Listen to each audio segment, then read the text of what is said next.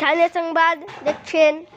দুবরাজকুন্ডু ঘাটাল দুবরাজকুন্ডু এলাকার বন্যার পরিস্থিতি দেখুন, চারিদিকে জল জল জল।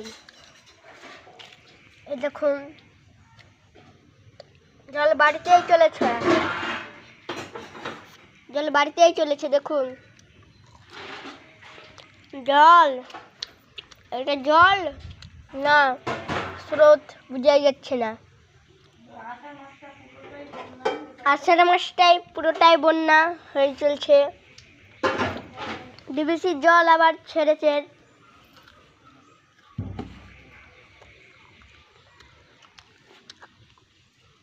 গ্রামের লোকদিকে একটু কিছু বলি শোনায়। বন্যার পরিস্থিতি কেমন চলছে? জল চারিদিকে, খেতে পায় না কেউ, গরিবিয়া পাকায় ঘর টাকায় ঘর সব ডুবে গেছে।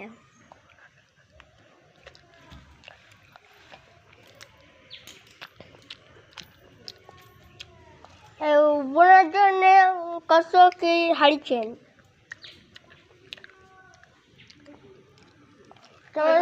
কে কে ডুবা গেছেন বলুন?